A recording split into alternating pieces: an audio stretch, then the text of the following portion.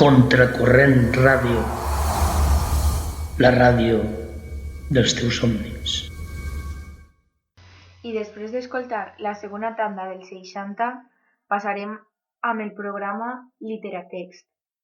Aquest programa consisteix a presentar una obra, en aquest cas, Nosaltres els valencians, de Joan Fuster. També llegirem alguns fragments dins de la presentació. Aquest programa consisteix a presentar una obra, en aquest cas, Nosaltres els valencians, de Joan Fuster. També llegirem alguns fragments dins de la presentació. Doncs bé, Joan Fuster i Ortells va néixer a la Ribera Baixa, a Sueca, el 23 de novembre de 1922 i va morir el 21 de juny de 1992, també a la Ribera Baixa, a Sueca. Joan Fuster va ser un escriptor valencià en llengua catalana, tot i que va ser més reconegut popularment per la seva obra principal, l'assaig històric Nosaltres els valencians, que aquesta és l'obra de la que anem a parlar avui. Aquest és el seu llibre més influent.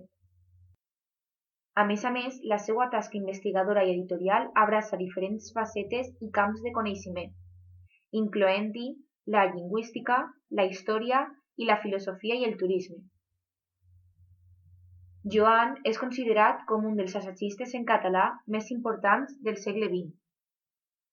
Joan Fuster va ser l'assagista valencià més important de les generacions d'intel·lectuals sorgides després de la Guerra Civil Espanyola, amb una força que depassà l'àmbit literari i es projectà sobre la vida cultural i cívica dels territoris catalanoparlants. A partir de la dècada dels 60, va esdevenir un referent cívic al País Valencià, en el moviment de represa i normalització del valencià. També va ser una figura clau en el debat sobre la identitat valenciana en la segona meitat del segle XX, moment en què el fusterianisme esdevé un paradigma interactiu d'extraordinària influència en el món intel·lectual i, en menor mesura, en el món polític. Ara passarem a parlar sobre la seva joventut. La seva família era de procedència agrícola. La primera excepció va ser el seu pare, que va ser dirigent local del Partit Carlista, que va prendre l'ofici de tallista a Dimartses i va exercir del professor de dibuix. Joan Fuster, doncs, no va ser un home de lletres per tradició familiar. De ben jove, Fuster s'identificava amb un imaginari localista suecà i conservador. Joan Fuster va construir la seva arquitectura teòrica, la seva formació, amb el debat sobre la nacionalitat espanyola, hereus de la generació del 98. De la mateixa manera que el catalanisme va crear un relat diferent del de nacionalisme espanyol, on la llengua catalana tindria un paper central. Fuster s'oposà al nacionalisme espanyol de base lingüística castellana, amb un altre nacionalisme lingüístic. Si bé les reflexions fusterànies sobre el País Valencià tenen en l'explicació històrica un paper central a l'hora de respondre la introspecció sobre la vida dels valencians. La idea d'una trajectòria històrica frustrada, especialment pel que fa a la incapacitat d'arribar a una modernitat plana, bevia de la consideració que tenien d'Espanya els regeneracionalistes d'Ortega i Gasset i la generació del 98. Una altra explicació de trajectòria socioeconòmica fallida, la d'una revolució burguesa i industrial, fracassada, esta d'influència marxista. El connectaven amb la interpretació històrica de l'esquerra i l'antifranquisme de la seva època. També van ser determinats els pensaments fusterià i la influència de Jaume Vicens i Vives, i la percepció de la trajectòria socioeconòmica d'Espanya com un fracàs a l'hora d'assolir la modernització i la industrialització, amb Catalunya com a contrapès. Joan Fuster, a l'època en què va escriure el seu assaig Nosaltres els valencians, es declarava liberal. En la seva joventut havia estat afiliat tant al desprendre de joventuts com automàticament quan va assolir la majoria d'edat, a Falange. Sobre aquesta època, el mateix escriptor es va ocupar d'afirmar que, com qualsevol altra criatura provinciana de la postguerra, vaig créixer intel·lectualment en la ignorància total i en la intoxicació doctrinària de la dictadura. En 1943 va començar els estudis de Dret a la Universitat de València i els va combinar amb una formació autodidacta que el portarà a cap a l'ofici de crític i columnista. Un any més tard va publicar Las Provincias, el seu primer article escrit en català, 25 anys de poesia valenciana. Amb 25 anys s'introdueix a la tertúlia del grup Torre, comandats per Xavier Casp. El grup, batejat així per l'editorial Torre, on publicaria alguns dels primers treballs, Fuster trobava un espai d'intercanvi d'idees i de difusions literària, sense parangó a la València de postguerra, a banda d'un ambient pròsper al catalanisme, en un moment en què el jove sueca ja començava a deixar enrere la seva identificació amb el regionalisme per a situar-se en posicions adscrites al catalanisme, filiació personal que el mateix Fuster datava el 1943. Durant la primera meitat de la dècada de 1950, la figura de Casp exerciria una força influència en Fuster i el seu pensament, en un moment en què el sueca es percebia a si mateix allunyat dels mites i autosatisfaccions del valencianisme regionalista. Entre 1946 i 1956 va codirigir, juntament amb José Albí, la revista Verbo. Paral·lelament amb l'exercici de la seva feina d'advocat a la seva població natal, inicià les seves col·laboracions amb la premsa, especialment al diari Levante EMV de València i posteriorment la revista Destino i el diari barceloní de La Vanguardia. Entre 1961 i 1966 col·laborà amb el Correo Catalán. A partir del 1947 es llicencià en Dret i durant uns anys exerceix d'advocat a Sueca. Paral·lelament, escrivia col·laboracions periodístiques a la premsa, una de les facetes més constants de la seva producció. València Levante, Jornada i també el setmanari valencianí Destino, i en algunes revistes catalanes publicades a l'exili. A Mèxic, precisament, va ser publicat un opuscle titulat La poesia catalana a la Renaixença, en 1954. Els seus primers llibres, tanmateix, van ser de poemes, sobre Narcís en 1949, a les Homans en 1949, Terra en la boca, 1953, i Escrit per el silenci, 1954.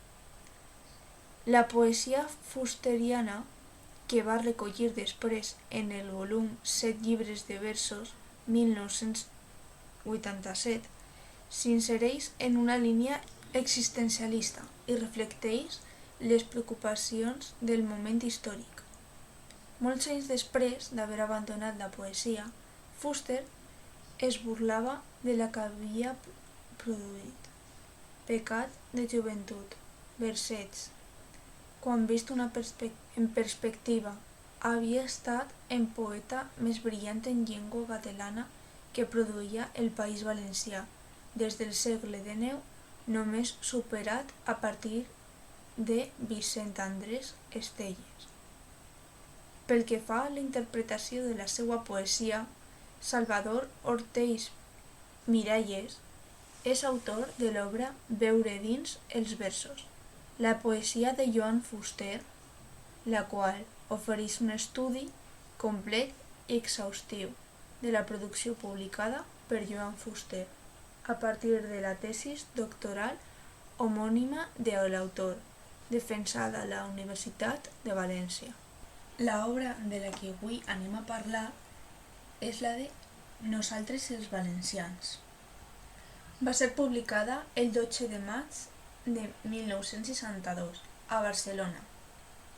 El tema principal és la història i la política. La seva aparició va implicar una renovació tant en la historiografia com en el nacionalisme valencià. Ernest Lluch va dir d'aquest llibre que separarà la història de la nostra prehistòria, juntament amb la qüestió de noms i el País Valencià. És considerat com un llibre bàsic per al coneixement de la història, la cultura i els problemes d'identitat de València.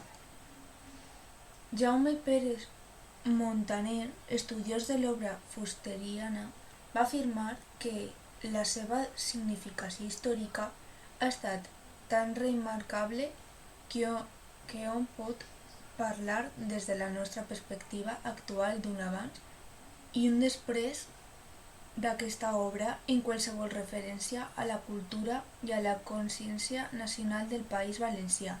Va ser el primer llibre publicat per Edicions 62.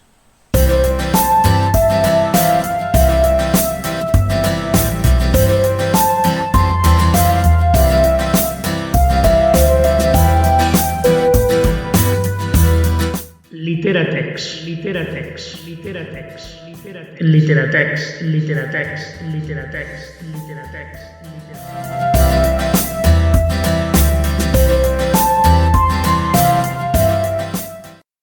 I ara passarem a llegir uns fragments de Nosaltres els valencians, llibre de Joan Fuster.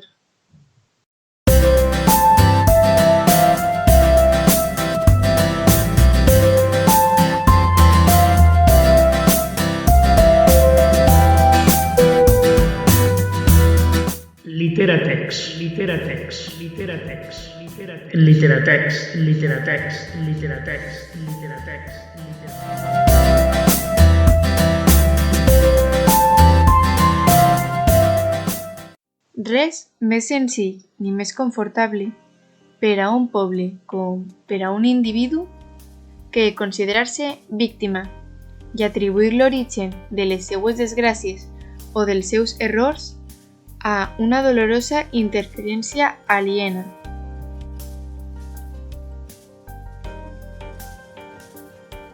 No seré pas jo qui negui la transcendència dels factors externs que hagin penetrat de manera poderosa en la vida d'un poble.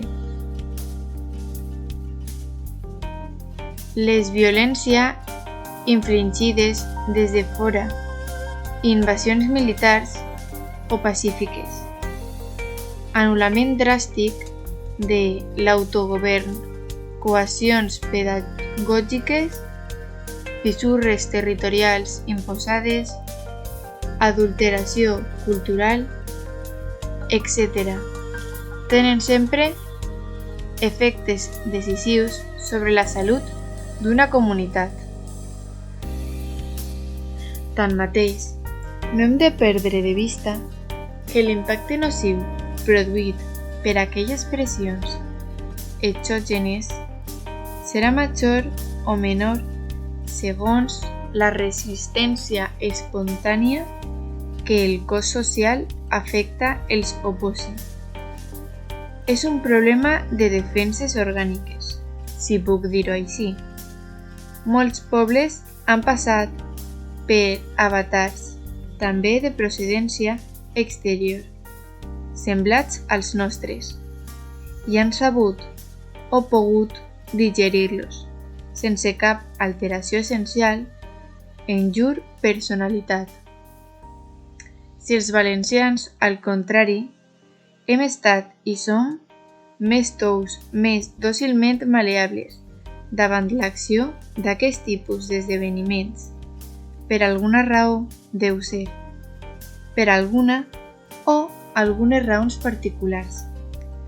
La nostra feblesa no depèn tant dels atacs i de les maquinacions d'un enemic hipotètic o real, com d'una predisposició pròpia anterior que no ens permet de contrarrestar-los amb eficiència i, posteriorment, que ens impedeix de superar-ne els resultats desastrosos.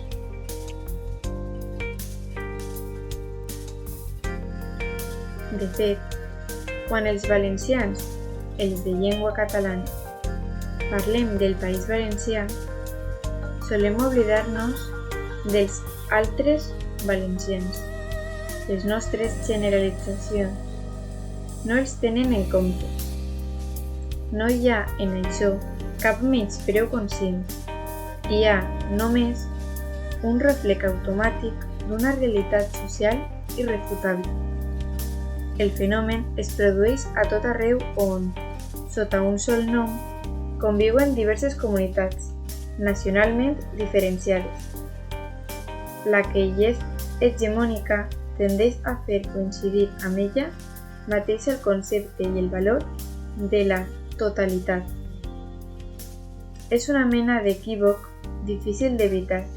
Les comarques catalanes del País Valencià representen els propis ulls i, també els dels forasters, sigui dit de passada, l'autèntica identitat de la regió. Les zones aragoneses, castellanes i murcianes, inscrites en la seva òrbita per la fitació medieval, són com un ànex d'escassa importància. La consciència, ni que sigui primària d'una personalitat col·lectiva, necessita recolzar en una visió clara de la pròpia unitat i, per tant, sent una repugnància instíntica a prendre en consideració els factors heterogenis que, per una raó o altra, hagi d'abraçar. Les divergències de matís enriqueixen la idea de personalitat. Les disparitats essencials la confonen o la impossibiliten. Els valencians, catalans, no troben la manera de conciliar en la llur uns elements aragonesos, castellans, murcians, que li són estranys. Solament la inèrcia històrica fa suportable la conjugació de grups tan dissimils.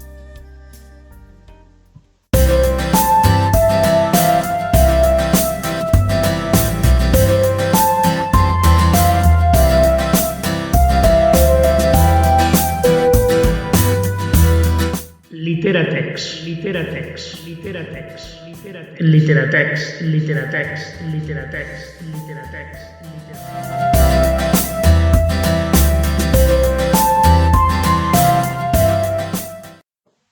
I després d'haver llegit aquests fragments, sols queda despedir-nos. Us deixem amb la llista dels 60.